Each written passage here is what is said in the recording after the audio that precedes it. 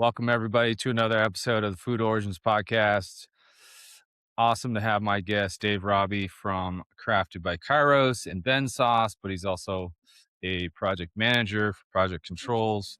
So appreciate you coming on. We've been trying to get this done for quite a while. I'm honored to have you on, man. Dude, thanks for having me, man. It's good to sit down and have another combo. Yeah, for sure. Really enjoyed our conversation last time you were here in Montana, which was really cool, and it was really good to connect. And I'd found your seasoning through the Crowd Cow package with Little Belt, and of course, it's my favorite is the Hawaiian black sea salt and coffee rub. I mean, I just like this is I fell in love with this thing, and I've Yeah, it's a cooked with crowd it favorite, before. man. It's like definitely Yeah, for most of the life of the company, it's been the top seller. For some weird reason, like the past like 3 months, the taco seasoning has just been like we can't keep up with the demand. nice. And we will, sorry to get product heavy right away, but we are going to get into his products quite a bit. They are great. Obviously, you guys have seen me using them. I'm always posting about them. And thanks to Dave, he sent me out some stuff too. And I've gone through them quite a bit and then pushed it out to everyone, and everyone's enjoying it. But the story is about you as well, and your origin story and how you got started and the things that you're doing constantly. You got a little bit of everything going on. Tell us a little bit about yourself, where you're from, your heritage, and then my favorite question: would you eat growing up? What I eat growing up. Yeah, great start. Again, thanks for having me. I think it's important to start. My origins come from the Northwest. Have a little bit outside of Seattle. Spent a bit of time on the green side of the mountains as well as the desert side. We had a cabin in Eastern Washington. And growing up, the one thing that my family is focused on, and my dad really instilled in us, is being outdoors, recreation, doing fun stuff. So I mean, we grew up racing motorcycles, riding BMX, snowboarding, skiing. I always tell the joke. People never believe me, but like I can't throw a football, right? But if you need something to rip a wheelie down the street, like I'm your guy. So know nothing about ball sports. We were always outside doing stuff, causing trouble, getting into it, having fun. To answer your question off the bat, what did I eat growing up? Man, nothing I can remember, right? There was nothing great. Which is funny because like my dad now is like an amazing cook, like pizza, bar none, like the best pizza I can cook. I guess an interesting point that I've never thought about is that we he had this like weird smoker thing he put together. Like I've never seen it before, but would do this weird thing of like hardwood plus like hickory chips in it. I mean, this was in like 1989. I can remember back when he was like doing this. And I just remember like, I still think those ribs he cooked on this weird like barrel thing, I don't know if he made it or bought it, were like the best ribs I've ever had. So I've always been chasing, like trying to come up with a recipe that like competes with that, and I have not. And I've cooked some good ribs, but nothing like that. So spent a bit of time in Washington getting wet, and then I found out that there were other places in the world where it didn't rain 9 months of the year. So I ended up in Arizona for a few years going to school.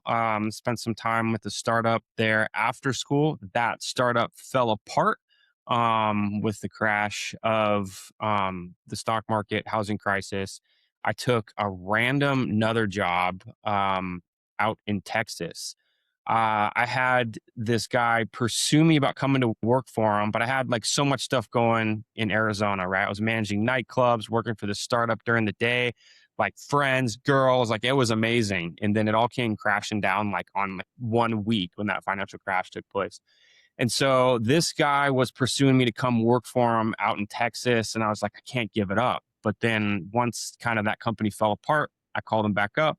He said, like, yeah, I got a job for you. So that was on a Thursday. And he's like, when can you start? And I'm like, Monday, baby. And he's like, come on out. So I loaded up the pickup truck, head out to Texas, was out there for a few years working on a project, actually like springboard in my professional career. It was fun, man. So just work, riding dirt bikes out in New Mexico, Texas. for that time, spent a bit of time overseas working in the UK and kind of bouncing around from there. Ended up coming out to California for the next job out there, and I really fell in love with surfing. That kind of I joke about it that it ruined my life, but that was sort of the focus and the mission at the time. Where it's just about adventure, right? That's how I grew up. We're out doing stuff. So I mean, if I wasn't chasing surf down through Mexico up the coast of California, we were climbing in the Sierras, doing mountaineering stuff, skiing, snowboarding, all of that. So that was super fun. I've always been passionate about fitness. I mean, I started working out when I was 18, sort of like trying to prove myself. I always joke that like I graduated high school weighing like 135 pounds and I had this like complex against me and I wanted to get like big and strong, like, the guys that you'd see on bodybuilding.com or like in the magazines back then. And so I've just started this obsession with fitness, like working out all the time. Like this was before like you could really find stuff. Like I was, bodybuilding.com magazines and like, looking through it. And from that really also had like a passion for like fitness. And so surfing took me all over the world, Europe, Africa, Japan, all through Indonesia. So I would spend my vacations like chasing swell through that, which is super fun, competing in CrossFit before High Rocks and then, triathlon. And so food and nutrition had always been like super important to me. So this was back in like 2010 where I was like really tweaking, like buying all the supplements from GNC, trying out, see what was working, how I could put more lean muscle on, what I could do to improve performance. And then it kind of dawned on me. I'm like, well, the one other thing you're not thinking about when you put in your body is like the food. And like, how does changing what you eat like affect your performance over here? And so this was like beginning of Joe Rogan. He was talking about kale shakes. So I was like eating a blender full of like kale, vegetables, all this other stuff, messing like putting salt in it. And then the next thing I thought about is like, man, I'm eating so much meat. I should see if I could just like buy it directly from a farmer. Like that'd be crazy. And so, calling up ranchers to see if I could buy like a whole cow, half cow, and then just literally calling them up. This was like before like anybody was like knowing anything about it. So I mean, I remember I couldn't find deep freezer, right? Because these like no one really had that. I had to find like a commercial deep freezer that I think I bought off some like restaurant to put in my garage and end up buying like a whole cow. And so I was really into that, like knowing that like no GMO stuff, like nothing was messed around. Like this rancher knew the name of the cow. And so that was like the first step. Then the next step, I'm like, I wonder if I could go even further. So I grew up fishing a bit, but never really in a hunting family. I'm like, I want to get into hunting. I'm like, that's crazy. So I mean, I had a bit of a shooting background. So like, luckily, like that's probably the hardest thing for people that don't know, like how to learn the shooting aspect of it. But luckily I already had a little bit of that. So that was like a real advantage, but everything else, I had to learn, right? This was really before like even like Onyx got big and before Steve Ranella had the full podcast. Like I was reading like his old books, having to look through all this stuff. I was like one of the first customers of Onyx buying like SD cards to fit like in a mountaineering GPS to like plug in, like actually like type in like GPS points and like really before Google Maps is what it is now to like find scouting locations. So I would just like show up to some spot like in Utah and like try to figure it out. It was like my brother and I going for a hike, just with the guns on the side of the mountain, trying to figure it out. We had no idea. We had no background. So um as I think you probably know, most of your listeners do, but at the time I didn't, like all the Western states application and tag process. So living in California, it's tough just because there's really the management of wildlife in California is just absolutely crazy. And so we focused on, right, coming from like engineering background, I built these spreadsheets that would track all of the points I was putting for each year into the lottery, right, and buying points. And so it was kind of like a 5-year learning process or reading the books, listening to the podcast before actually we got a decent tag. So we got a tag out in Arizona, my brother and I. So after the year before we went out to Utah, I was hiking around the mountains for like 2 weeks, saw like two deer that were like nowhere close, like just stomping around like in the leaves, making crispy noises, scaring all the animals away. But we both connected on elk on these tags in Arizona, which was like amazing, right? So we harvest it, bring it home, and I'm so excited to tell my friends like this story, like this 5 year journey I've been in to like finally get success on it, right? Because I was, burning my vacation time, hiking around the woods, learning, and so to finally connect was like such an impactful moment for me to like actually be able to like have the idea and then all the way to connecting on the animal and like being able to bring it home. So after we brought it home, had all my buddies over, family, big feast. I'm gonna talk them through this process, and I'm throwing some back straps on the trigger. I pull out the seasoning, and I'm reading just something I had like in the cabinet, and then looking at the seasonings. There's all these scientific names, right? Maltodextrin, all these fillers, additives. And I just thought like I had like epiphany in that moment where I'm like, man, I spent so much time and money, right? If you break it down to like meat per pound, like it does not make sense. And so I just felt like I wasn't honoring the animal like in that moment. I'm like, well, I can probably do it better like, the way that I've looked at this before. So it set me out on this mission. I'm like, how can I put together the best possible ingredients to sell, to put together like a premium product just for myself in the moment, like selfishly. So I'm like calling these guys, like these pepper farmers in India, talking to other people about salts, like the coffee stuff, calling guys in New Mexico that had different peppers they were growing and kind of put all this stuff together and actually was like, fine tuning the recipes at the time. And so I thought it was pretty cool. And again, it was selfishly just for myself because I wanted to make the food taste good and I wanted to make sure like it was the best it could possibly be. Even though I talk all this smack on California, there is also like a really here in Orange County, a really tight knit wild game and fishing community, right? Really guys that same connect on the same level. So I connected with these guys, led by a guy named Dave Ali, who owns Almond Surf Shop. And so he was also on this journey at the same time and started this thing called a Windward Westward, where it was a wild game dinner once a quarter. It's coming up here in a couple weeks, but this was about 5 years ago. And I brought some of my stuff to the dinner and kind of told them this story, right? In passing, not trying to pitch anybody on the deal. Like, it's kind of like we would meet, tell the stories of the adventures, and then like share food together. So it was a really fun experience. And I was telling them the story, and they're like, "Man, you got to give me some of that." So then I give them, I make a batch for these guys, and they love it. And I'm like, they're like, "You should sell this stuff."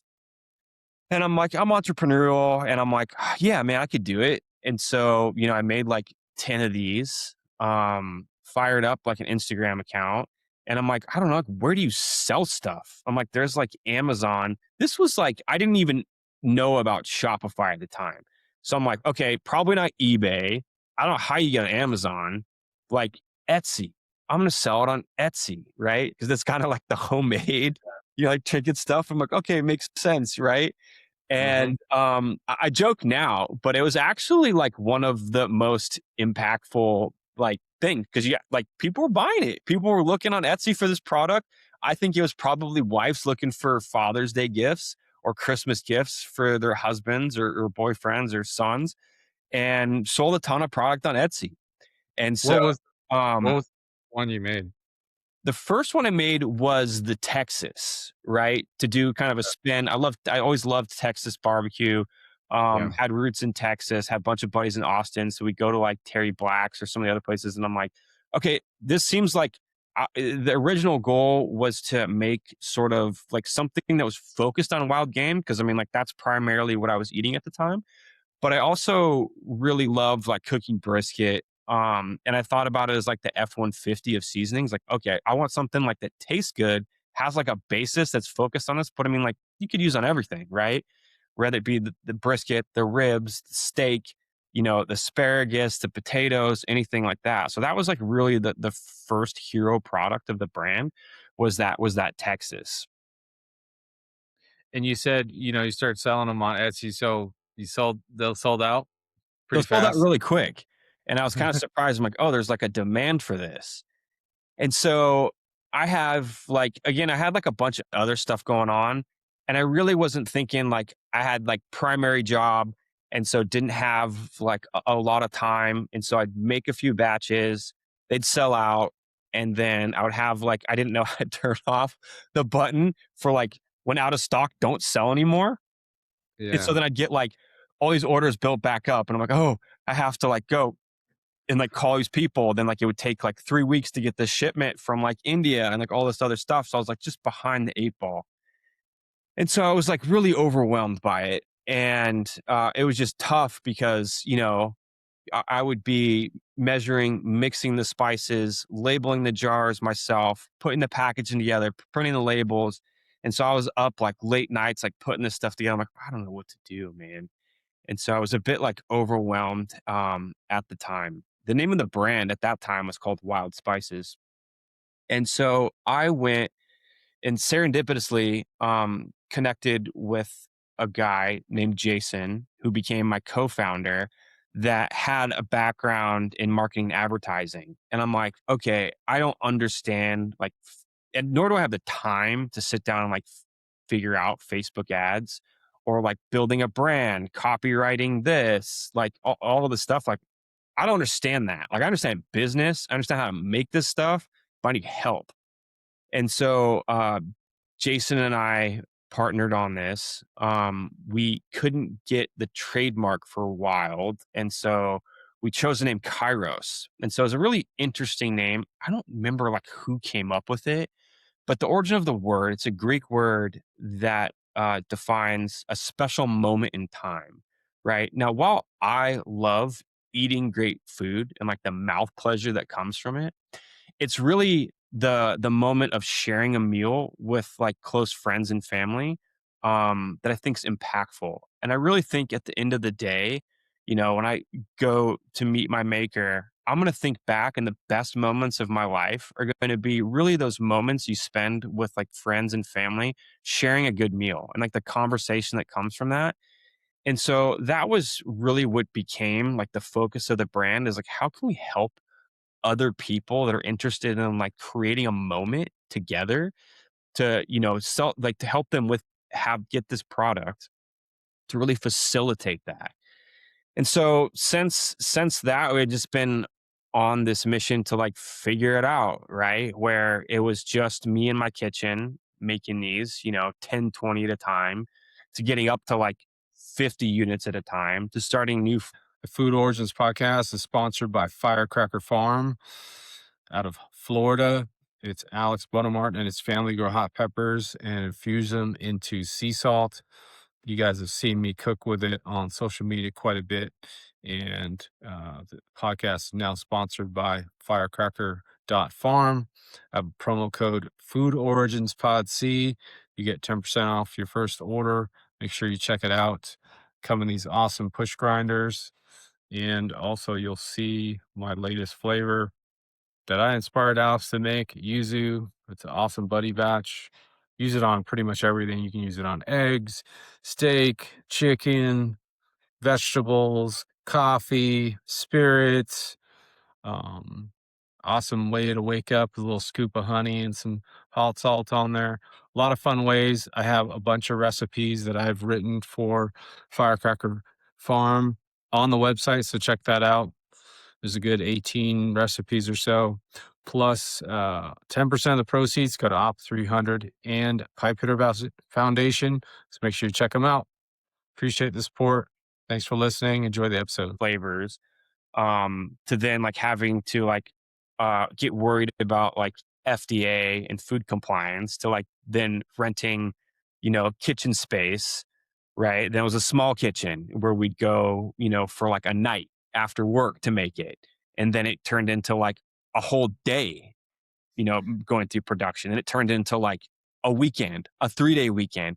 And we're like, man, we need to like actually work with other people that have the same ethos as we do to establish like a mass manufacturing process just to keep up with it. We want to ensure that the quality remains where it's at, but really, be able to scale to that level. And so, as you starting this podcast, I know all the other stuff you've done, it's just like problem after problem, baby. You just got to figure it out.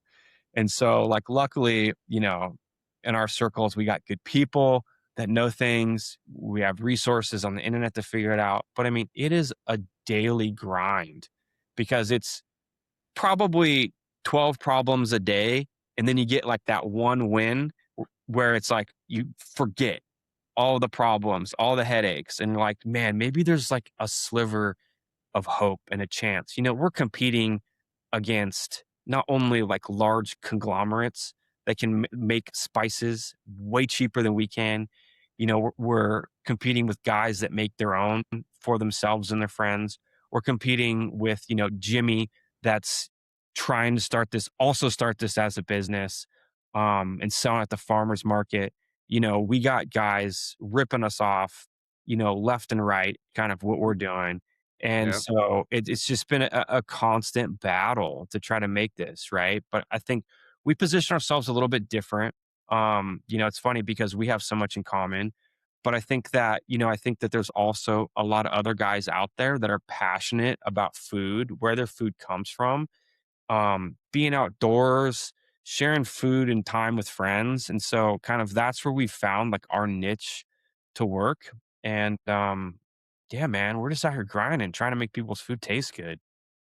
Yeah, I mean, you ran into that problem, having fresh meat, and then the problem that a lot of us go to the store and we're like, why does this have to have 50 ingredients in it, and you're trying to solve that issue because everyone's just trying to be healthier and like not, like all this stuff didn't exist before, it was Yeah. just like salt, pepper, and a few spices, and then, the trade came in, and then everyone's trying to make it better, but, like, yeah, you're putting together spices in glass jars, there's clean seasoning, there's no preservatives, like, that's a hard thing to do.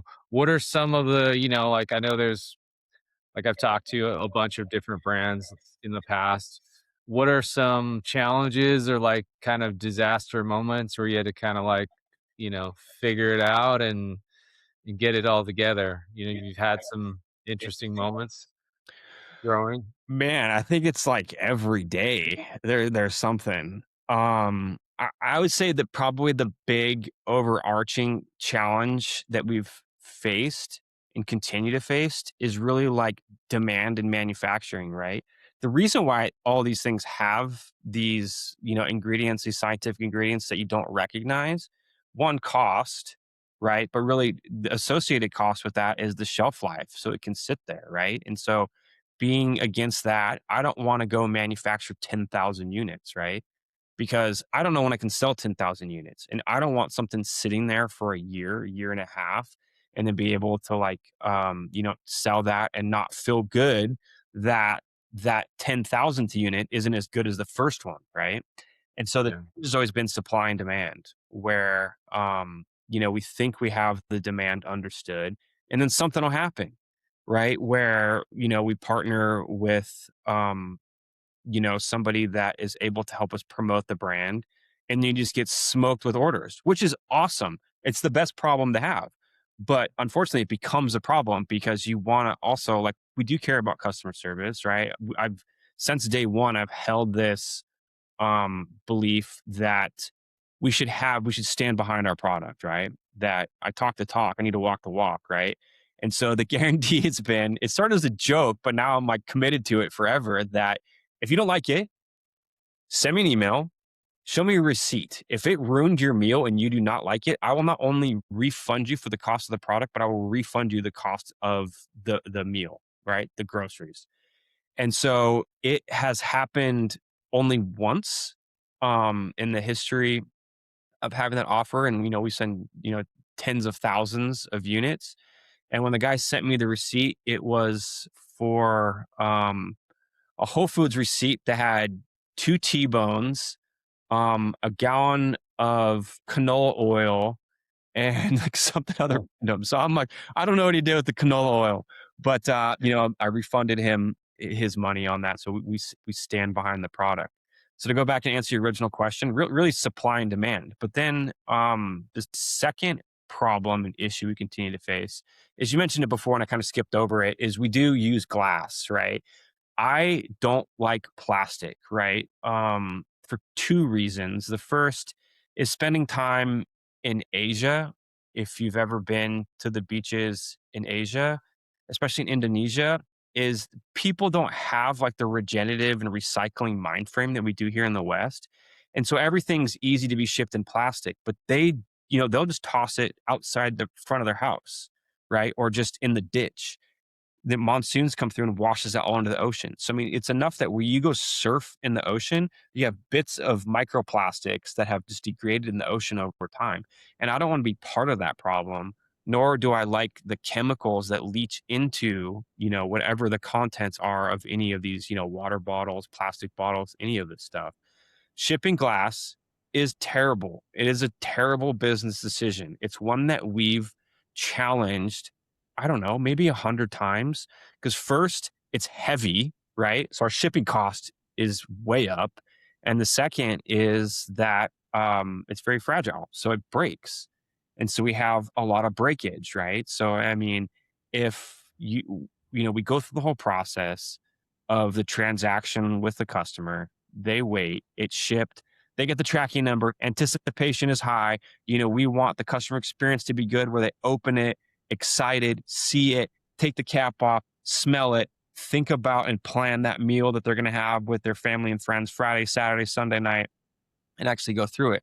But because of that emotional connection and the price point of our product, they have a very strong relationship with the concept of receiving this product.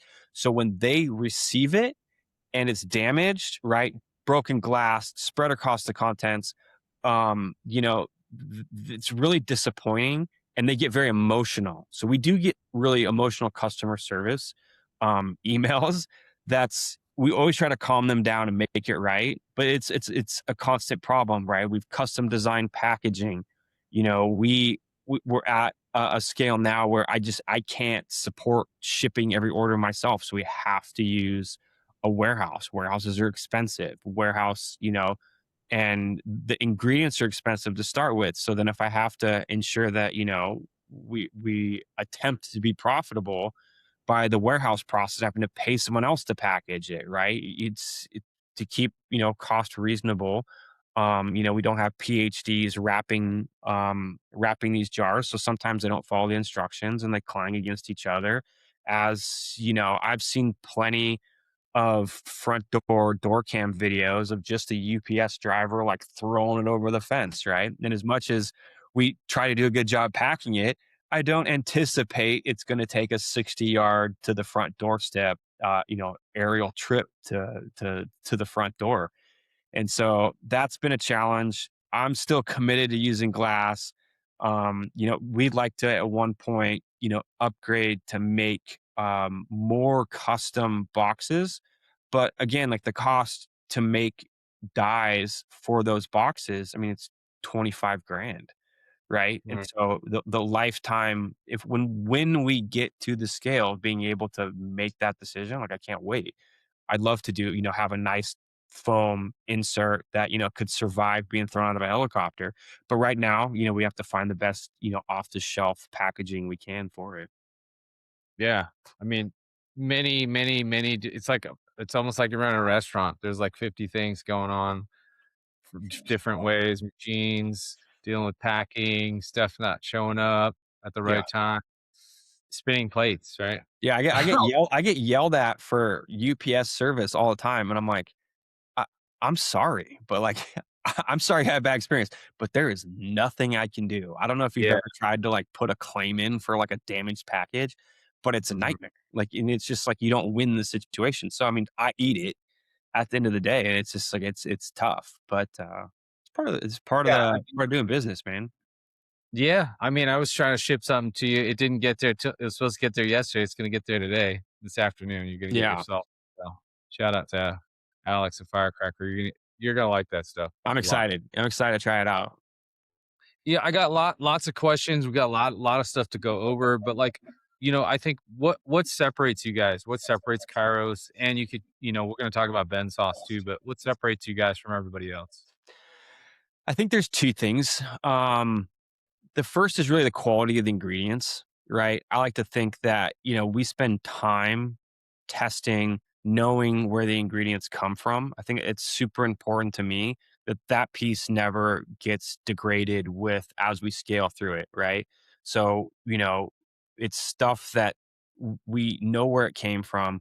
We test it. We know the quality's high and that's reflected in the product, right? There's a lot of passion about it. I think the glass jars is also a piece of it, and I think it's also part of the origin story about how much we care about putting this together with the sole purpose of having good conversation over good food, right?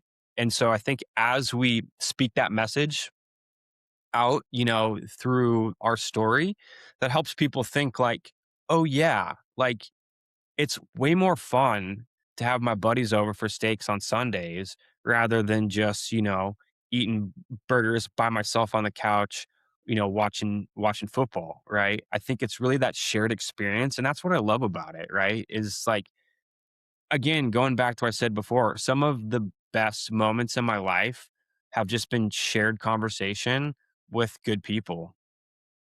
100%. What do you see?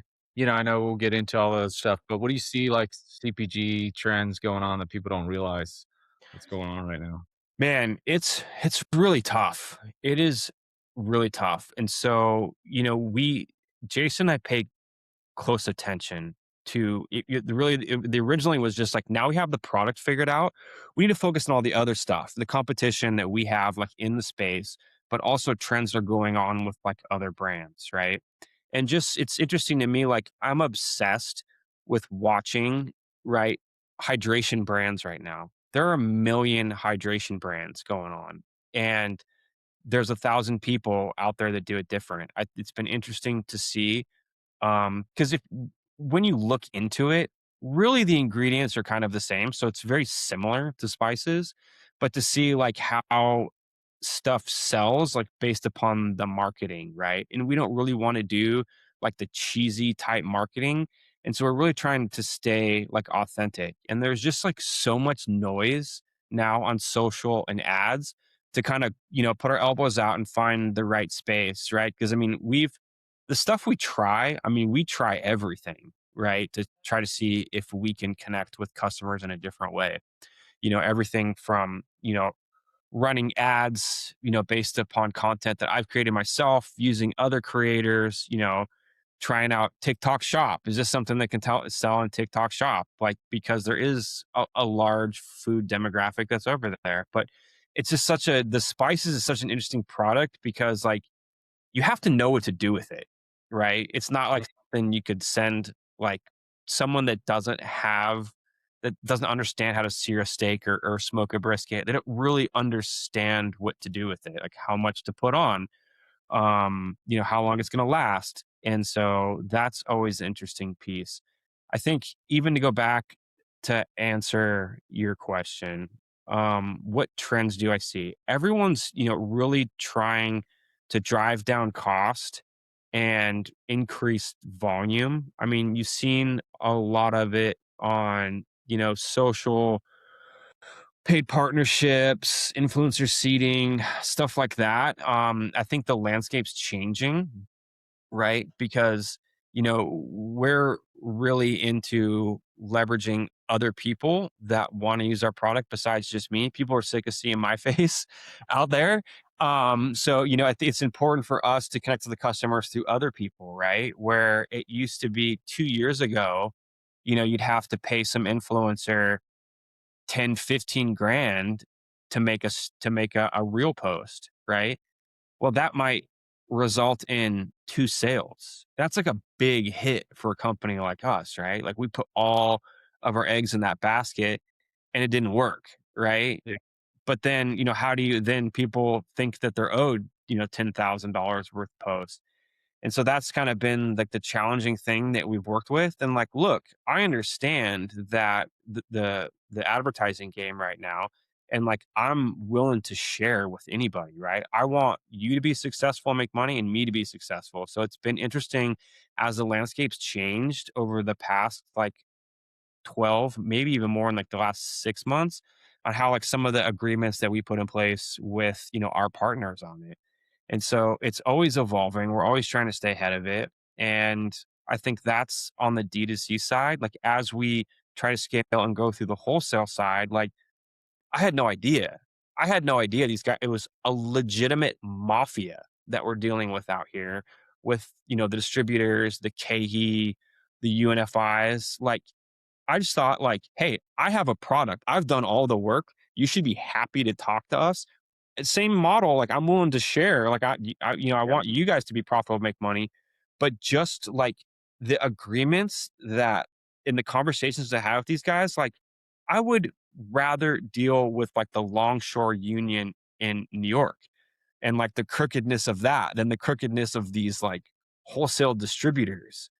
And it's Ugh. just, like, insane to me to try to get like, look, I have our product sells. When people understand the story and, like, talking to some of these grocery stores, like, I wanna like, I know it'll sell on your shelves. We'll help sell it. And but just, like, the how much money the percentage that these guys take and what they do for it is just, like, insane to me. It just, like, doesn't make sense. And so, finding success with some of these smaller retailers, right? These independent grocers that own one, two, three stores has been extremely successful for us, right? When we get into their programs, we talk them into doing that. It's been very interesting, right? And especially working with the buyers at these places and trying to figure it out.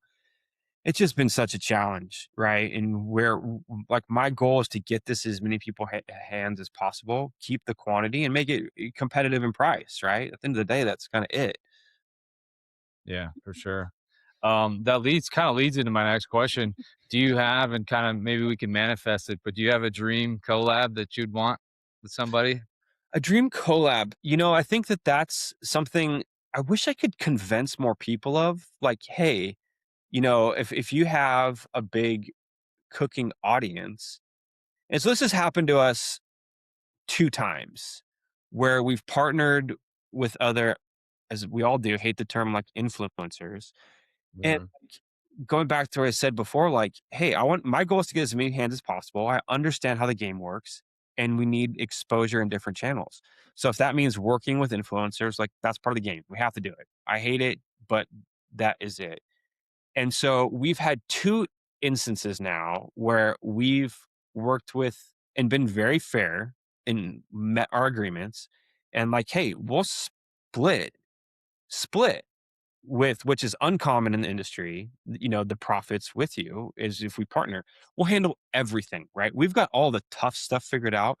We'll just partner with you and leverage your audience so that we both can be profitable and grow in this. And both instances, they've gone around us because what we're doing is not rocket science, right? Anyone can create this in their own kitchen. They can buy the ingredients from Whole Foods, but if you buy the level of quality that we have, like we're gonna smoke you on price, but that have re-engineered, even like gone, done enough research where they've found some of our suppliers have gone to make their own blends, legitimately sending our product and telling them to copy it. Right? And these guys know us. We're friends with the suppliers at this point.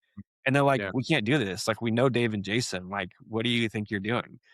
To completely rip off some of the stuff we've done, to the point like ripping off our fonts, like on our product, all the way down to like ripping off our copy on our website, Even right? the To jars the point where too, like right? I have a misspelling someplace that they have the same misspelling on their website. I'm like, "Bro, come on. At least be like, at least have some sort of like level of like creativeness." Like, I understand. I am one of like 10,000 people making spices, but at least like come with some like originality and like some like concept and bring some like artistic opinion like into the Yeah. conversation. I saw that. Like, I mean, even the jars, right? He was using the same jars, similar Yeah, jars.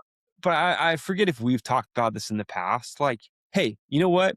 That's fine. There is like the total addressable market in this is huge. And so there's space for all of us to win. Like, if you don't want to work with us, um, that's fine.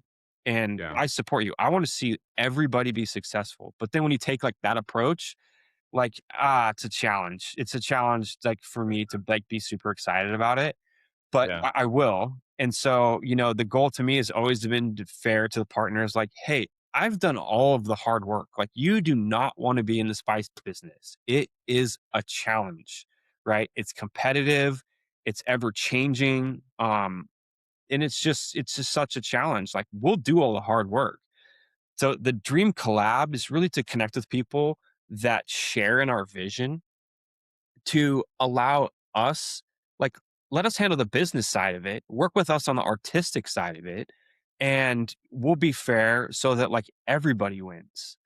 And mhm. so I don't know if there's like a specific um partner out there, because even some of the partners like have all taken a shot at this. Like Steve Ranella had a spice line for a minute. I don't know if he still does. I'm not paying attention to it. Love that guy. Super influential, like a random, like distant mentor to me.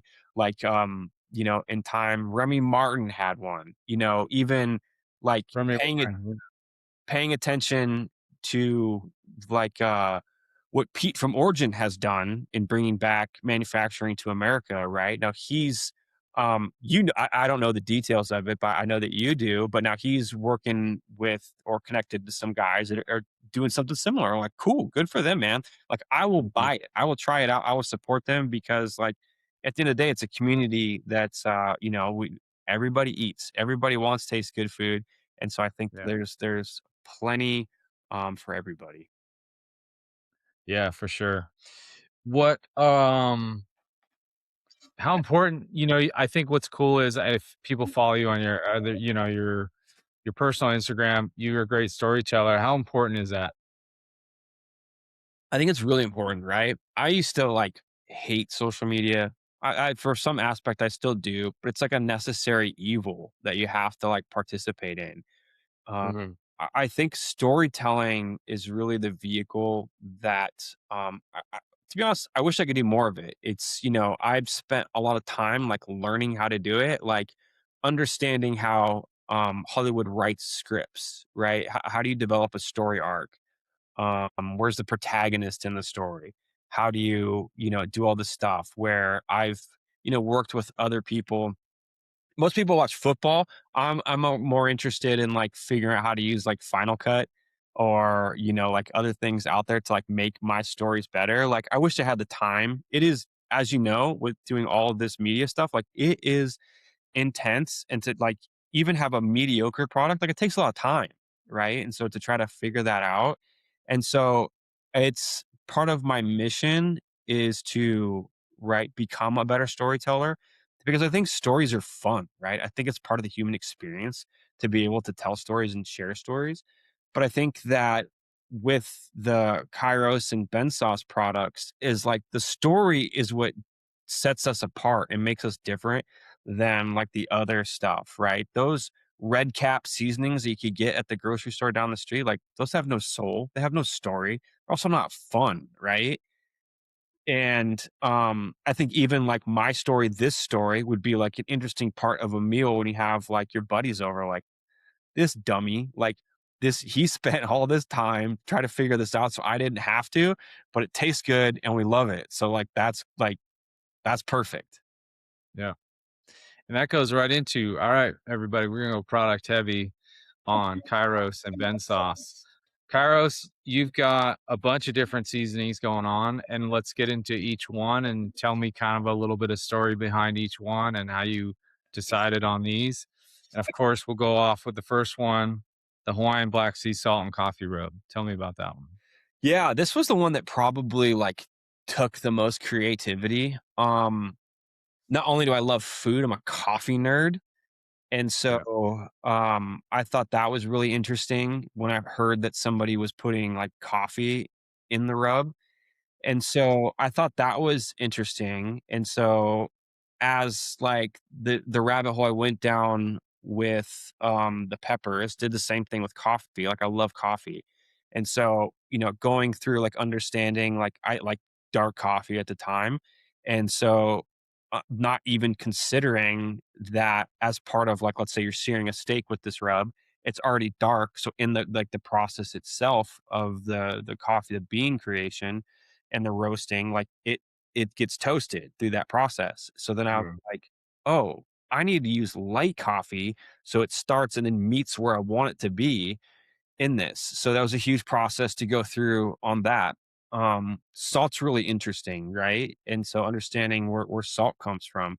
I love this Hawaiian salt and the charcoal that it comes from the beaches in Hawaii, and it's really bioavailable, which means like the Himalayan pink sea salt that everyone loves, like your body doesn't absorb it in the sodium you need as well as it does as like a true like flake sea salt or like even more so like a charcoal based like Hawaiian sea salt. That's even better for you. So you're gonna get the sodium you need like out of it. So you're not getting anything you don't need in that. Um a lot of the peppers, like, I think the New Mexico peppers, like, I just love it. I have, like, some weird affinity for, like, just, chilies and peppers, like, out of New Mexico. Like, I'm always, trying to find Hatch chilies in the season. I think it's really good. I like spicy food, but I don't like, really, like, burn your mouth spicy. So, like, my goal is whenever I explain to people, I mean, even with the sauces, we say hot sauce, but it's, people are like, "Well, is it spicy?" I'm like, "No."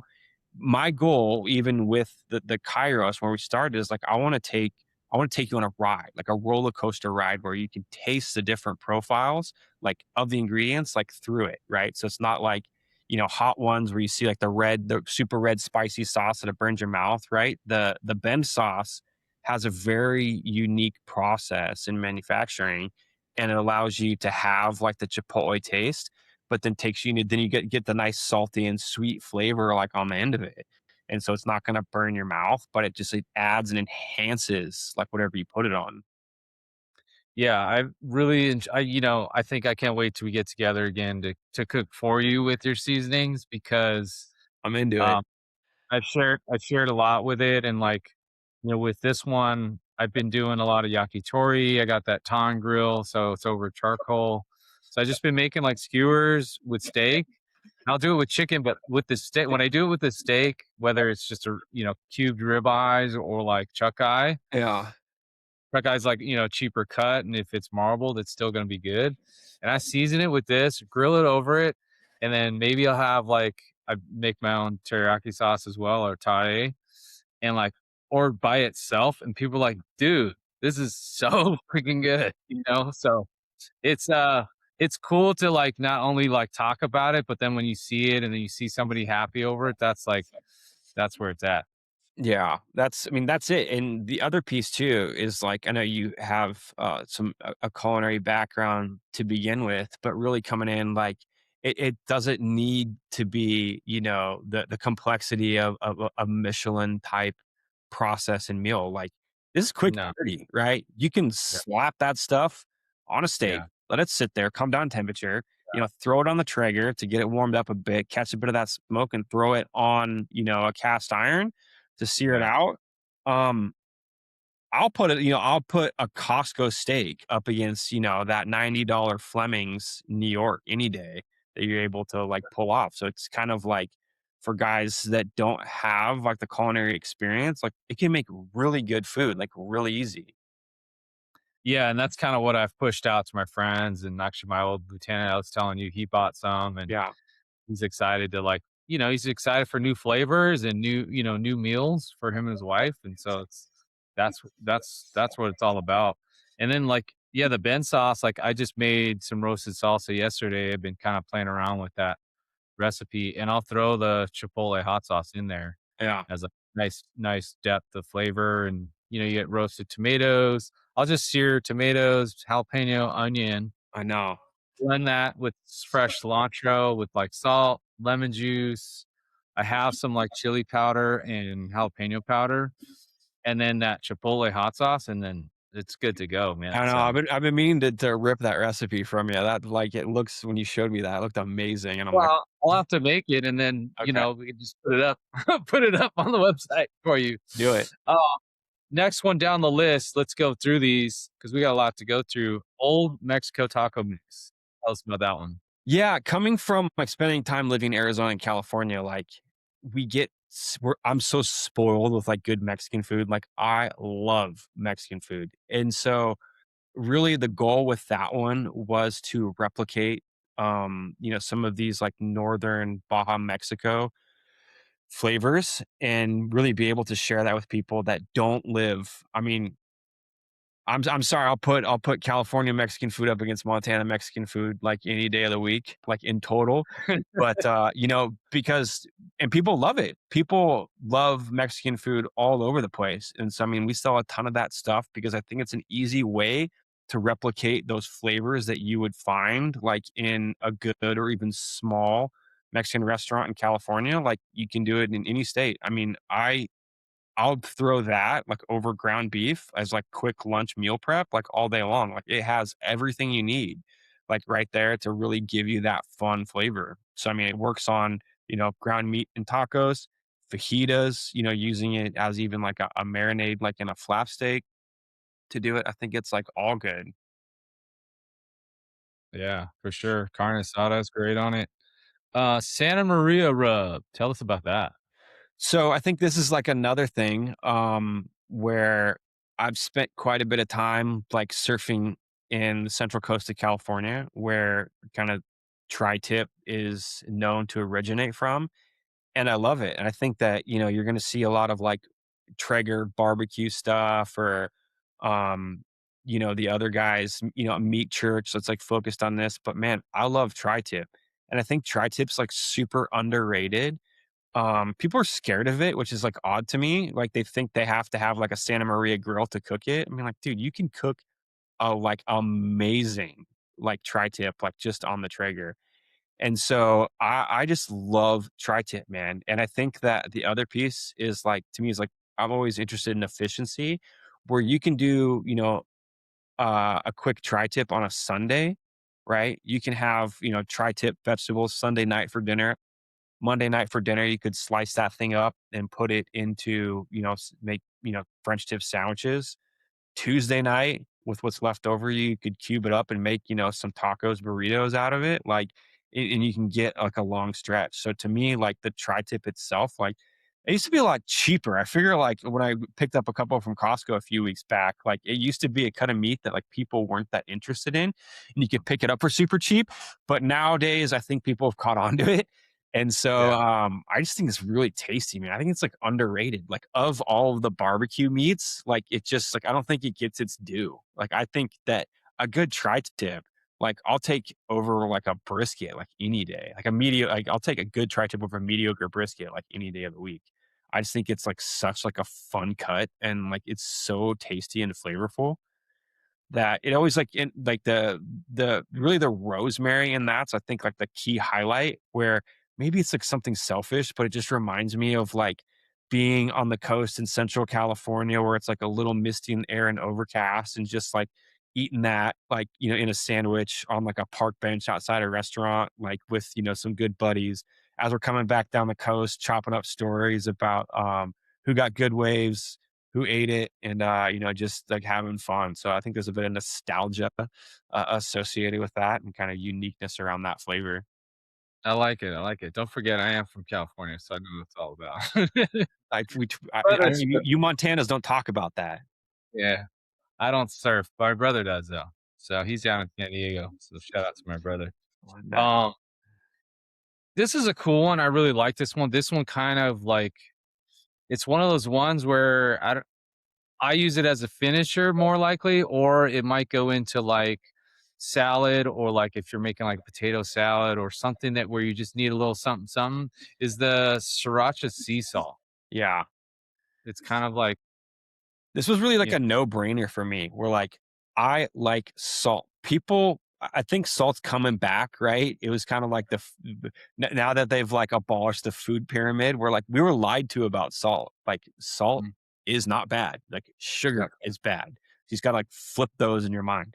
I think people are coming back around to it, but I mean, even being like an endurance athlete, like salt is like super important. And so it's like understand the bioavailability of salt is just like and you need it, right? And so I think one of my other loves is sriracha. So I'm like, boom, let's just mix these bad boys together, right? And so you might not want to have like I still think like this design of the sriracha product is kind of crazy, like how they haven't changed it. Like if you have a bottle in your fridge, like you've definitely done like the washout of the green top, like you try to get all the stuff out of it because you're like you won't get out, right?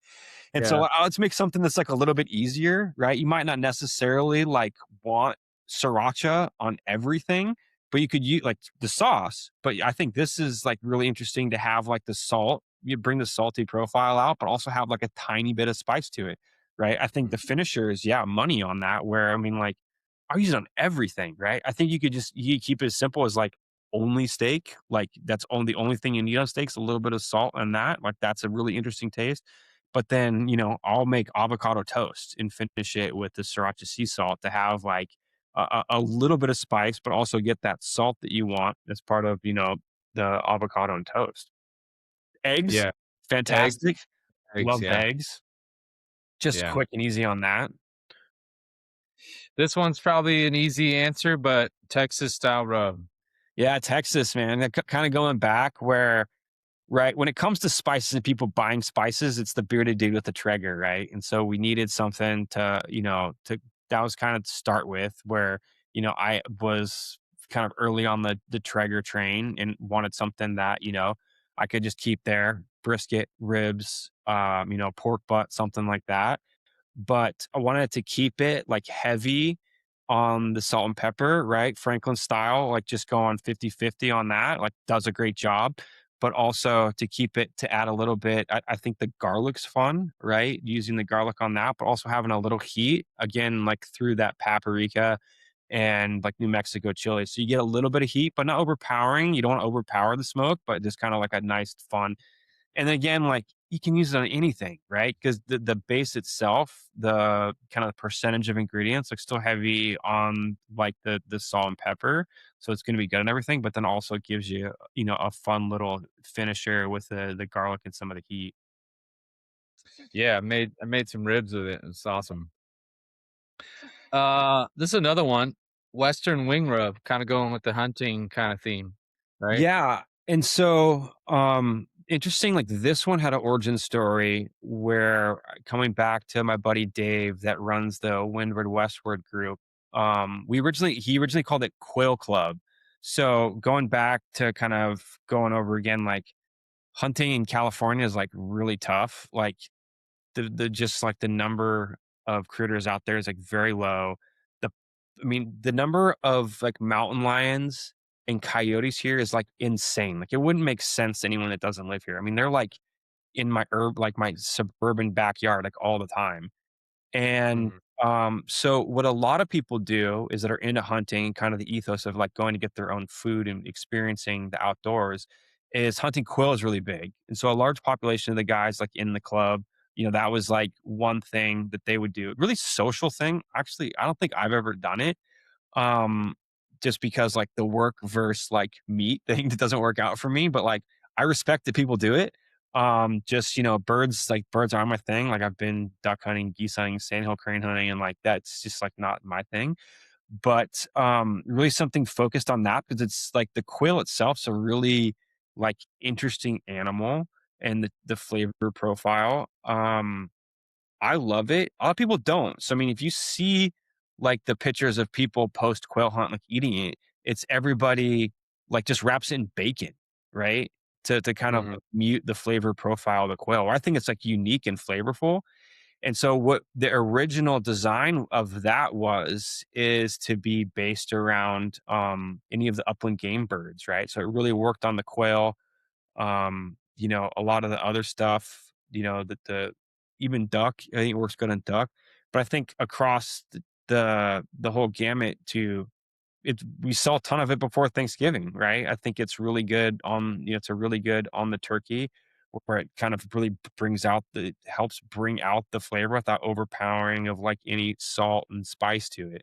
And so that one's kind of been fun. It was originally a collaboration with Dave in the Windward Westward, but it got really good reviews. Everyone was interested in it. Or like, okay, it's tough to sell people because they're like they you that's where it came from. So that's part of the story is where like it was originally designed around like really helping quail and the flavor profile of that be bold, but I think it works good in chicken. I mean, like I'll throw it on, the thighs in the air fryer and I still think it's really tasty. So I definitely did myself a disservice in how we named that product. But if we could convince people to take a shot on it for like chicken, it's always got like good reviews too. But that was kind of where we started with it. Yeah, I'm not, haven't hunted birds at all, and, like, chickens where I use it a lot, and Yeah. wing. Like, it's in the word, it's in the name. So I've made wings with it and, either smoked them or Yeah. baked them off, and yeah, it's great. This one's a cool one. You sent it to me a while back, was not expecting it to show up, not way off what the seasoning was. Like, as far as, what you had on the profile is bison tallow. Yeah. This was an interesting like passion project I took on, right? And so like as we expand, like I don't want to be just spices, right? We've tried to figure out like where we fit kind of in like the lifestyle versus all of it. Like, is a guy like you that's going to go buy, some spices, like also want like a Damascus spatula? Like I could do that. Like that'd be like sick. That might be something I want, but do I want to do a manufacturing run for 20 grand for a Damascus spatula? Like, I don't think it makes sense, right? And so we've tried like a few different like things about it, but I thought like kind of staying in our lane with like helping create food, that this was the next one, right? Like all this beef tallow is getting like, yeah, you go down. I mean, you could find it in the local supermarket. There's so many different types of beef tallow. I mean, it comes like the company out there that it comes like in a sunscreen like sprayer that my kids use, and Yeah. that's like a ton of people love it, and I'm like that's weird. And so my co-founder Jason was really amped on like the oddity of putting it in like a different like vessel to sell. It's become like a marketing strategy, and I'm like, bro, what are we talking about here? And so it was really hard because like with like game animals like in the US, like they're managed like the rules are very odd, right? Where the FDA looks really close at this. And so I would love to do like a lot of other game products, but it's just really challenging. And so luckily there's like a lot of really cool stuff going on with bison. And so there's a bunch of ranches like close to you in Montana. They're doing some really cool stuff, but there's just the FDA regulation behind it's very odd when you like start to dig into it and like what you can and can't do. And so just being able to sell like cuts of meat versus like whole bison is like a huge process for some of these guys. And so I was always interested. Again, I'm just like nuts. I'm like, okay, I can just go buy some like tallow from Costco, but I'm like, I have an idea of the quality of that. I can go buy it from Whole Foods or online and probably like find some like grass fed stuff. Or I'm like, what if we go like even further and like crazier and like let's see if we could find like the bison tallow. And so, like, tallow, 2 years ago, the rancher just throw it away, right? But now the demand's gone up. They're like, "Oh, we can sell this stuff," and these Yeah. guys are willing to pay, like, a pretty penny for it. And so to try to find there's only so many, like, regenerative, like, bison projects out there, um, so to find that was like a real big challenge for me. And why I was really interested in it is because like we like the wild aspect of it, right? To be set ourselves apart to be a little different because the bison has a different flavor profile. You can actually get it has a higher flash point, and so you can get it a lot hotter, right? If you're searing those steaks, that's what I like. Don't smoke up the kitchen, have your wife yelling at you when you're using olive oil, right? You can use this bison tallow. It adds like a very interesting and unique flavor profile to it too. Is like it's kind of fun. You're like, yeah, ancient animal that's been on the plains forever. I also have like an affinity to the bison. If you've ever read Steve Rinella's book, like it's like one of the most interesting pieces of like Americana history to it. And so I've always had this connection to bison and the buffalo. And so I thought it was kind of like it was very hard to do. So to kind of find people that were willing to like work with us on, kind of the lower quantities. I don't need, 20 tons of it to begin with. Like, what are you going to do with it? Right. Like, I don't know if people are interested in this product. And so to kind of work with us to make sure that we identified a really good source to it, it's a very unique, like, product too, like, from like, in the supply chain to get to us. We gotta make sure that it's taken care of, and stored properly before, because if someone handles it improperly, like, early on in the process, that they don't see the impact to it, but it degrades the quality once it gets to us, and then once it gets to the customer, right? And so we need to ensure that it's treated well along the process before we bottle it, to make sure that the integrity of that makes the high quality to the customer. I love it. We're working through it, and so we're selling a ton of it, and so it's good. I think people like it. I think they like the story and enjoy the taste of it. So we're gonna keep on keeping on with that. Yeah, it's awesome, and then, to kinda, like, tell people so they understand is, like, the tallow needs to come solid form. There shouldn't be any mixture or loose, like, oil floating Yeah, around in there. So, like, when you see tallow in some of the stores, you're just like, that's mixed with something or it's not, yeah, because it'll all this separate, right? And so that's the right? challenge that we have too. Is like I had to do a bunch of testing on this. I'm like, okay, what happens if it gets, shipped to some place like Houston in July? And I'm like, what is the actual like melting point where it causes a problem to us? So, doing a lot of testing and making sure that like there's integrity on the seals of these jars so that, it doesn't, if it's sitting upside down in a FedEx truck cruising through Houston, that it doesn't like, liquefy at the melt point and like leak all over that plate, like all over and ruin the customer experience, or like I'm having to buy Amazon, packages for somebody else because it dripped down in the truck. And so it's always a challenge to like figure out. Yeah, for sure. Alright, here we go, Ben sauce. Tell us how you came about with having Ben sauce. Oh man, I'm undecided if this has been a good idea or not. Yeah.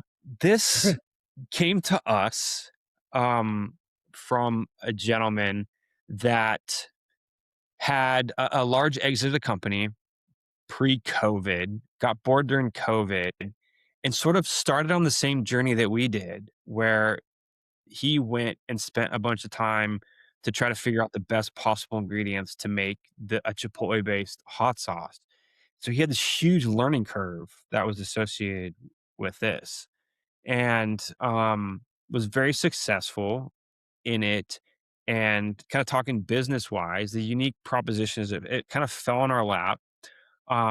Never thought we actually talked in the beginning when we were, trying to talk about exploring product categories where we wanted to get into, but we looked into sauce and we're like, wow, there's a lot of like regulation complexities in the manufacturing process that comes to that. And plus, like, I don't know any about sauce. And like spices, go to your farmer's market, someone's selling salsa, someone's selling hot sauce, right? So it's like they want to compete in this. Like, so we made the decision early on at Kairos that that wasn't a product category that we necessarily wanted to expand into. Um, but this fell into our lap. We had conversations with the prior owner, and I'm like, ship me some of it, right? Let me try it out. Like, I like Chipotle a little bit, but like I don't love it. And so he shipped us a box of the samples, and I tasted it, and I was like, wow, this is different. It's unique, and I really enjoy it. And so, right, he had we have 3 products, right now that have SKUs in the Ben sauce family, so that's gonna be the Chipotle hot sauce. We have a hot honey, which I think, once I tried that, I think it's world class. I do quite a bit of like market research. So anytime, I go to the store, I cruise down the aisle to see like what hot honey is out here, like what does it taste like? And I think that it is world class, like just absolutely best in class. hot honey with that, chipotle flavor to it. And the third one is going to be a chipotle-based barbecue sauce. That was actually the recipe was come up with, by, a Texas pit master and put together. The interesting story to this that really resonated with me and made help us make the decision to pursue this acquisition, um, is that the process. So as part of the sale here in the acquisition, we, bought this, like, post World War II the machine that manufactures and actually compresses the chipotles. That's specifically designed for this, right? There's only a couple of them in the world. And so the process is very unique where we use, right, a lot of sauces, like all the hot red sauces you see is really going to be a liquid and, seasoning mix that's boiled and then packaged, right? There's some sort of, different formula of that. What we do differently is by using this machine, we can put like whole ingredients into it, be able to extract the mixture and then actually make the sauce from that, right? So no boiled water, no dry ingredients are going into this, no like granulated garlic. We use all the fresh stuff to be put into that. And that original product that comes to the manufacturing is the Bend sauce product, right? Well, the byproduct of that is this pulp, right? That's left over from it. And so instead of throwing that away, which like somebody typically would do, and taking like a regenerative mindset in this is we use it to infuse it with the honey. So something that would traditionally just be thrown away in the process, we use to make that product, which we found like very interesting and unique on that. And then beyond that, we also use that as one of the main ingredients into the barbecue sauce. So it's the barbecue sauce, I think, is also world class, but also it sets itself aside very unique because it does, since we use the chipotle base in that recipe, that it has like a little bit of a unique, like smoky chipotle flavor to it that you wouldn't necessarily find sitting on the shelf anywhere else. Oh, yeah. I went right through that. Um, do you know the Ben sauce, the name, does that come is that from, Pacific Northwest? Like, Yeah, what so the prior owner was based in Bend. Mhm. For some reason, like, like I don't know, like the locality of places and attachment that people have to a location. For some reason, Bend, Oregon is like the craziest. And so they have like such an affinity like to that city. It's just wild to me. And so we like figuring that out and doing some of the research post acquisition, we thought we would change the name. And so people, once they found out we acquired the company, were very vocal about not changing anything, right? I was okay with not changing the recipe, but they had a real big problem, even with the potential of the name changing. And so we kept the name and we try to keep as much of the operations in Bend, Oregon as possible, just because, like, to stay local to the community. So any part of the process, where we have a warehouse there in Bend, Mhm. because we figured, like, if people love this much, we don't want to be shipping them packages that looks like the origins from California, and they think they kinda lost, like, the soul of the company. So, we got employees in Bend working on it. We try to keep everything local to Bend. That's our biggest market just because it was localized. We're in a lot of the stores in Bend, and a lot of the, reorders online originate from Bend. So we've kept the name. We went through a rebrand that took quite a bit longer, just because again we love the outdoors. Bend's an outdoors community, right? With Bachelor being there, a lot of skiing, snowboarding, river activities, fishing, and so that's kind of like who Jason and I are at the core. Is like we love being in the mountains, and again, like with the Kairos piece, like sharing dinner around the table on a Sunday in your house is awesome. I think it's even more awesome to be like sharing something like at the tailgate with your buddies, like after you went through like a really hard like hike, really long powder day or something like that. That's kind of the idea of where we want people to use the product is like, if I had to like schedule a photo shoot right now for the brand, it would probably be, in the parking lot of Bachelor with a couple buddies, cooking burgers on a tailgate. Yeah. Cool. The kind of just, to kind of tie up everything is what excites you about Kairos and where are you guys headed with Kairos and Ben Sauce? Yeah, good question. The vision, the long term vision for Kairos has always been, like, I don't want to be just a seasoning company. The concept that we started with is perfecting kind of a business strategy here. It's not perfecting like the D2C side of Kairos, expanding into wholesale, but being able to do this with other related brands, right? So that was the Bend Sauce was our first acquisition, right? The concept is we get, we form a holding company that has multiple of these brands that share the same ethos and same style, right? Where I think there's, space in the kitchen for a few of these, right? We were in a long due diligence process with a mustard brand for a minute. Absolutely unique product, kind of same speciality to it, but just couldn't get there. And kind of, I still like feel like I'm going to take another run at it, like sometime soon. But there's another mustard brand out there that I think aligns very close that would kind of keep the same, whole, fresh, in small batch ingredients that we're interested in. And so, there's aspirations to build the portfolio of companies, but also, expand, right? I'm really putting my foot down the gas pedal with the wholesale expansion for both of these brands, right? Like D2C is cool, but we also want people that maybe like aren't cruising Instagram for barbecue reels to discover the products. And so we'd like to get into more stores, more localized, smaller stores. We don't have to deal with the wholesale mafia out there.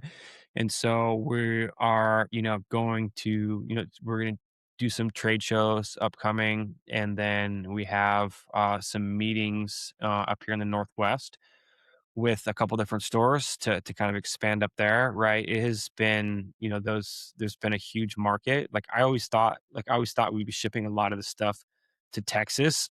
Most of it goes to like the Northwest, Missouri. For some really random reason, like the Carolinas are a huge market for us. I still Mm, like put my finger on it, but just a completely unbalanced percentage of the D2C orders like come from the Carolinas. I can't figure it out. But so we love them over there too for supporting us. So like maybe expansion over on that side of the country. But yeah, the goal is just to get it, to get more eyes and ears on the story and more, more of these into people's hands. awesome. Got some fun rapid fire questions for you to clean it up to finish it off. But favorite recipe or go to meal, probably after like, one of your endurance runs, or some amazing food that you had anywhere in the world that you're like, dude, this is just ridiculous. Man, I've had a lot of good food, and I still think, really one of the benefits of all of this is, like, understanding how to cook food. I mean, I've, eaten bluefin from the sushi markets before the sun comes up in Japan, traveled through Europe to some of the best restaurants, over there.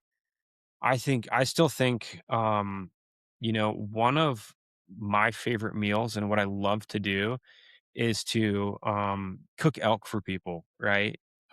Just because, yeah, is it gamey? Like that's the first question you're gonna get, and like I don't even know what that means. I think that the gaminess comes from people mishandling meat in the field, um, and then that results in a kind of a bad experience. But what I like to do is use a tiny bit of rosemary, sous vide some like elk back straps, and then use one of our products like Texas to do like a quick sear with that and do that with like a chimichurri sauce over the top of it. I'm telling you, every time I cook that meal for somebody that's never had elk before, like it'll completely like reframe how they think about like wild game. And so Mm. they're like, "Oh my gosh, like, now I understand, like, why you put so much effort into this." Like, yeah, I love elk. And so I eat a ton of elk. Like, I have to, like if I don't get a bow tag in September, like, I'll go to then I'll end up going with a rifle in Colorado just to harvest something because I eat a lot of elk. And so I love saving like those good cuts for like friends and family and like having those meals and having people over and going through that experience with them and just like it's almost like I bet you it's the way like a magician feels like when they reveal like the bird, like it's you're coming up and revealing like how good elk is and how good it is for you. And so I always think like, I always talk about fast food. I think fast foods like elk, pronghorn, mule deer, like I think there's something when you eat like that meat, it just like gives you like a little something extra. Like I feel like you get a bit of their soul like through the process. Yeah, man. So I think like that sous vide elk with the chimichurri sauce and a nice like something easy on the side to do like a sweet potatoes. What I love to do is like cube sweet potatoes. It's like the easiest hack ever, and it's like I'll still blow people's minds. Like I cook it like probably every other week for meal prep, where you cube sweet potatoes. What I'll do is I'll take a coconut oil and like give it a nice coating so it picks up like a cinnamon, and then to bake that, I think that like the sweet potato profile with like the sweetness and the sugar plus with the cinnamon like blow people's minds too. And it's like such like an easy like bro hack like for food. Like it's like it takes like no energy, like it's not sexy, but like I think it like pairs good like with any meat. That's good for you too, of course. Um, Overrated food product that you've seen. It's like overrated. You're like, what? Overrated food product. Oh, man, I didn't think about that one. I think there's so many of them out there. We'll put that one in your back of your mind. This is an easy Oh, one. like, what's that, like, the chili crisp sauce? I'm trying to think who makes it. I think A lot of them yeah, for sure.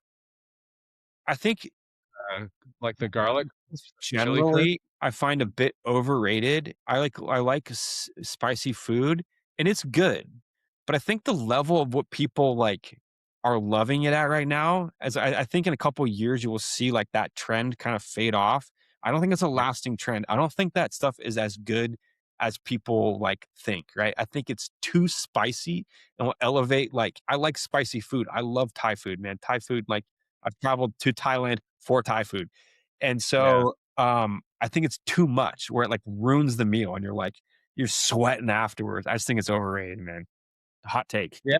There's definitely some that are just like too much, and then there's like some OG Chinese one that's like not as hot and like been Alright, around. I'll have to dig deeper. Well, you'll have to hit me with some recommendations. So there's some good ones. There's the garlic ones are really good, Okay.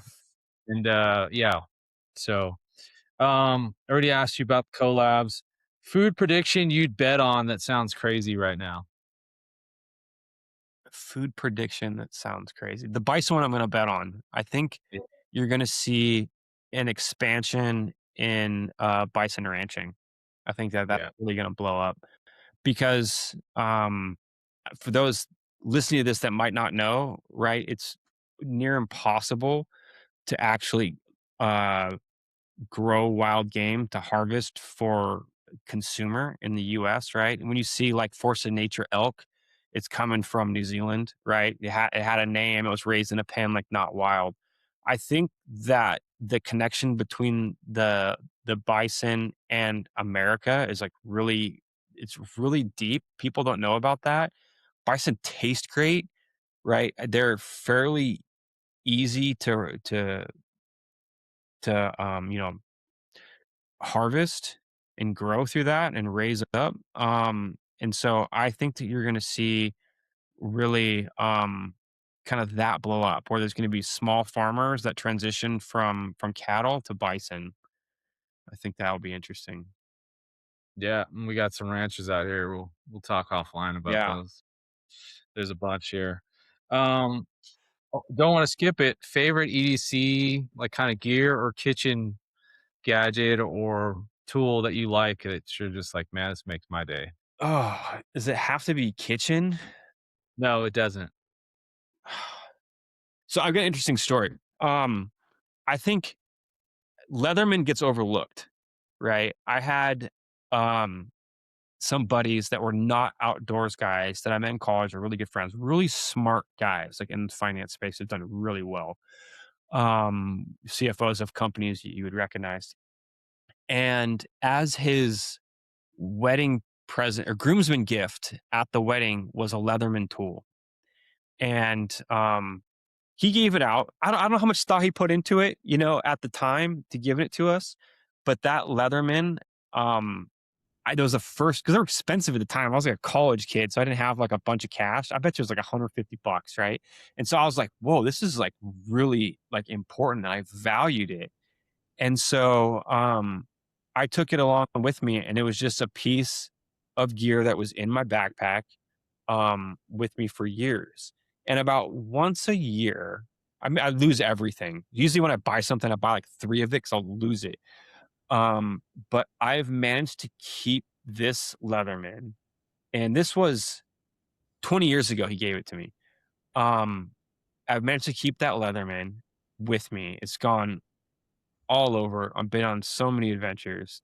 But like once a year, when I have to pull it out, like when I pull it out and use it, and I'm like a unique spot, that like or like having to do something with it that doesn't make sense. Like I will take a picture and send it to him. So I think it's kind of fun, like to let him know, like, hey, because you just get distance from your buddies over the years, and so to take a picture, like, hey, like I still have this. Mhm. You every time you use it. So he'll think not only about the friendship that him and I have over this, but Mhm. also like he has a connection like to his wife through it, right? And so I mean, like it's rusted, has hair on it from, probably from pronghorn. There's the screwdriver's bent. I could go buy a new one, right? But there's something like that has like that Leatherman has like an emotional like connection like for me to it. And I just think like if you I think the EDC, I think the Leatherman's like underrated, man. Like I've used that thing to solve so many problems that would have caused me trouble and get me out of so many situations just to have that. I mean, it's like an old school one, so it's like heavy. I bet you that thing weighs like a pound and a half. I'm sure they have like composite ones now that would be like way sicker and like way better knife, way better pliers, like more attachments for the Phillips head. But like I love that tool. I think the Leatherman's like underrated. Ah, it's a great one. I think everyone should have one for sure. Yeah. No, that's a great call. Um, what failure did you come up that happened, through all the things you've been doing that became like a turning point for you? Man, failure. I think Tough question. no, I I feel a lot. I'm not afraid to fail as like I think most people are. I think failure is good. I think that's one thing that people get wrong is there's such a negative connotation to failure. Now you can take that. You can take a failure and as a man you should reflect on it. You should see what happened, what caused the failure and what lessons do I need to learn from it. So I'm not afraid to try because I'm not afraid to fail. I think a man that has doesn't have a lot of failures like probably isn't interesting to have a conversation with. I like people that try new things and are willing and like emotionally stable enough to like fail and like publicly like show what they did wrong and the lessons they've learned from it. So I think it's good. Now, I think failures, I have some misses in hunting that will wake me up in cold sweats at 2 a.m. Right. Where like on a hunt, you're putting all this time in, all this practice, using money. It's expensive, taking time off work. So you're not making money and then you have to your time away from your kids or your wife and like everything selfishly focused on this like one pursuit and typically on a hunt you will get one shot so a week long you're in the backcountry you're going to get one opportunity right and if you're not dialed in right it is so easy to mess it up that you got to be on and be perfect. I have some misses that I'll tell you like haunt my dreams at night of like just arrows shot into the dirt or like not being able to take the scope cover on my rifle off like quick enough. But using those failures like each time to the next trip that I know that like I got to be ready, right? I got to be, when it comes to I've missed on a couple mule deer, right? Just because like man, I'm dialed with the bow at like 60 yards, standing straight, no wind, quiet out.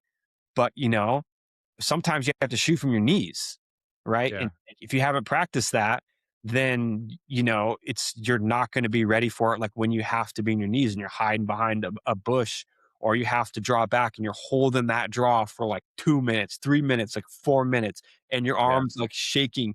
And so using those failures, I mean, even now, I got a primo archery tag, Arizona, coming up September. But I'm knowing now, like, dude, you got to kick the dust off, get ready. You need to be firing arrows every day in preparation. So when that comes, because I blew this elk of a lifetime, perfect setup in Arizona like 5 years ago, right? In this blind next to water. We were there every morning for like 9 days straight. We saw him like once for 3 seconds. And then there was a day where he came in. I could feel, he came in so close that I could feel like the mist coming out of his nostrils, and I just blew the shot. It was at like 10 yards, and I Uh, just blew it. And that would have been, a once in a lifetime elk. And so that using that failure just fires me up where I know now I'm like, dude, you have to be ready, right? You have to like yeah. you got to be firing arrows every day. You got to have the right shoes. You got to make sure that you know that you're comfortable with your release. Your arrow, like all arrows are dialed in, right? Like no, like you so you to be able to eliminate all those potential like distractions or failures like in the process to make sure that you're there. And I think that using that experience and like the failures through hunting has translated to other aspects of my life, right? Where I need to make sure that I'm prepared for anything I need to take on, whether that's a business meeting, right? And having that deck dialed in, going through it by myself, understanding how I'm going to communicate the points like on that PowerPoint, because like I don't want to feel that like that metal taste of like failure like in your mouth like that kind of like it's like almost like the blood you have in your mouth and that iron, like that I always taste that after I fail, and I don't wanna taste that. So it motivates me, like, preparation for, like, everything, like, no matter what it is, like, make sure you're dialed in with all the steps so you don't fail. And if you do, not a big deal. You're out there and you took the chance, and, like, from that, there's growth that comes with every failure. Heck yeah. What do you want people to know about you and Kairos? Man, that's a broad question. What do I want about me in Kairos? About me. Maybe something they don't know. Yeah, I'm a Bible guy. I'm a Jesus guy. I think that all these crazy stories and experiences in my life were Jesus' fingerprint all over my life to put me right here in front of you. And so, all of this has been like him that's led me up to this point, and I really believe it. Um, and I think that that's an important part of my story. I would fail if I didn't explain that. I'm a dad. I'm really passionate about fatherhood and raising up the next generation of men. And so, I mean, at the end of the day, I think that that's probably right now in my life, like the thing I'm most passionate about. Like, yes, Kairos Ben Sauce helps facilitate good tasting meals and conversation with your friends. But I think conversation is important in building bonds with men, learning from other men to grow up. I think that the world is a fallen place. It's a crazy place like now, but they need strong men to stand up and make a change and make a difference and influence uh, betterment in our society. And my focus right now is to help other men do that, to raise up, whether it be like through fitness, through knowledge, through faith. And then also the next generation of men coming up, my boys, their friends, I will ensure that, that they're equipped with skills to kind of be able to navigate what this world's going to look like in 20, 30, 40, 50 years from now. I think it's going to be a lot different than we grew up, right? And I think those skills, whether it be cooking a steak, starting a campfire, changing a flat tire. That these are lessons that men need to know. They need to know how to protect, how to defend themselves, how to be successful, how to be compassionate, caring, emotional, and love other people. So I think that that's that is my personal mission. I think Kairos is a key pillar to that and being able to support it. But I think, man, I think that's what I stand for. That's what the brand stands for. Man, I appreciate you coming on. I'll leave you this with the floor. Like I appreciate like this. It's kind of cool how we just connected over what this podcast is about. Is like where food connects each other and creates different bonds all over the place. But the floor is yours. If you want to give me any advice, any upcoming promotions you got, and appreciate your support, man. Thanks for Yeah, coming on. no, no problem. So two pieces. The first, Father's Day. If you don't want to get a pair of socks and slippers. We got a really cool launch coming up for a Father's Day bundle. We're launching 3 new flavors coming out of this. One of it, I Ooh. call the Heritage Blend, where we focused on making sure that we sourced everything from the USA. And it's really, really good. I think it's like probably my next favorite. We put a lot of time and energy into this, and we got 2 other ones that are coming with that. We're bundling that with the spices. So I'll make sure that you get a link to that, so you can send it to your wife to get the listeners can send it to their wives to make sure that they don't get another pair of slippers for Father's Day. I think that's one. That's what we got coming up. We're working on. I think second, I would like to give you say thank you. Thank you for being a friend and pursuing me.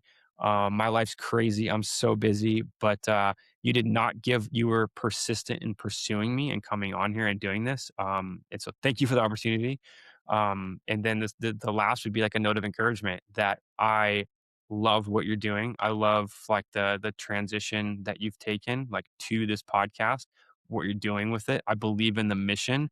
I think there's something special here. So I encourage you that if you can do nothing else from this, take my failures and challenges as an example to overcome that, growing to where I see this podcast becoming in the next couple years.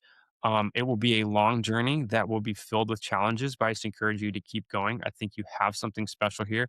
And can't wait to give you a big hug when you hit that 1,000,000 subs. For sure. Appreciate it. Thanks, everybody. On that note, we're out. See ya.